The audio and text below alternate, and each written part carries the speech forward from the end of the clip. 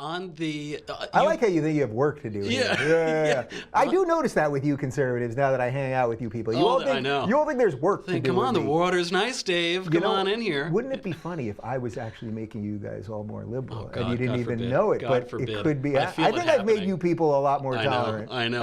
I feel it happening by the moment. Yeah. You know. So you bring up science, and that is we all talk about science these days. People, I think, forget that the Western science is a product of the church, basically. Copernicus was a priest, you know.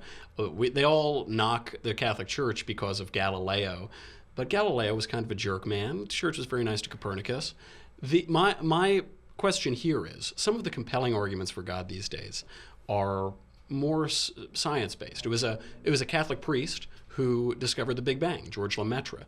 And he was mocked because people thought there was a static universe, the Aristotelian universe, but he said, no, it had a beginning. It was the Big Bang. There is one of the most compelling arguments, didn't get me, but it's a compelling one, is fine-tuning. That if you change the calculations of the strong or weak nuclear forces by just slight degrees, the different forces in the universe, life would be impossible. Very minor measurements. Do those scientific arguments, the prime mover, you need a beginning, a mover that isn't contingent or physical, do any of those move you toward a God that isn't just an unconscious thing, as you just said, but has a teleology, a purpose behind it? Not really. We gotta get a couple drinks in here on this guy. We could do this after a couple of drinks. Not really, though. I don't know that it is even part of what the human experience is to understand that.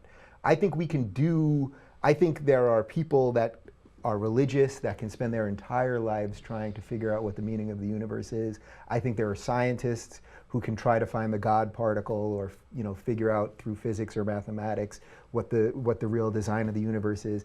I think that actually is much more of what being a human is about than knowing it. I suspect that certainly, look, maybe we will get to a point one day where we will know. There will be a big booming voice in the sky that everyone is going to suddenly know, and maybe it'll be alien. Real. But you know what it could be? You see? It could be aliens. It could be, you know what I mean? Like, it depends how far you want to run with all this.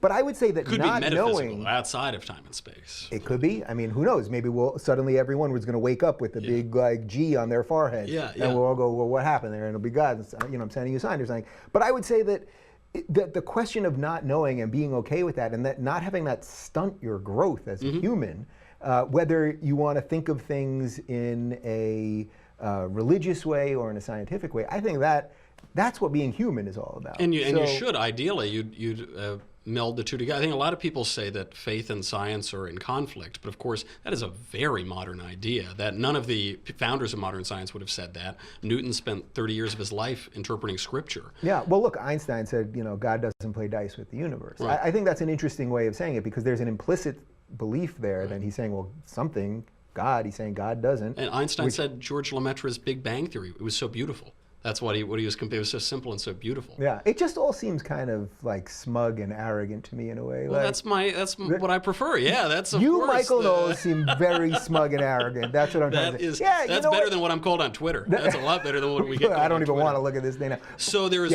one final argument. Yeah. This one I don't think you could possibly disagree with. Yeah. This argument is the argumentus democratus.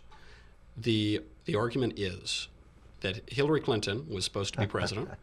Donald Trump was not supposed to be president. There was a 99% chance that Hillary was going to be president, according to Princeton University, the night before the election. Yeah. Then we got Trump. Then, and this is just my own empirical observations, my own experiments, a blank book making fun of Democrats became the #1 bestseller in the world. Now Ben Shapiro serenades my dates with roaming millennial. Tell me that God doesn't exist. Tell me that it's impossible. It's an impossible argument. The mystery of the universe is unfolding right in front of you, and you just got to keep rolling with that. But that doesn't prove that God exists. It just proves that the universe is here. And sometimes I think you're a little more in line with it, and sometimes you're not. You had a nice little run here. Yeah, and Hillary was not in line with it. Hillary was far away from you. Got your Trump, you got your book, you got your Shapiro, you got your roaming millennial.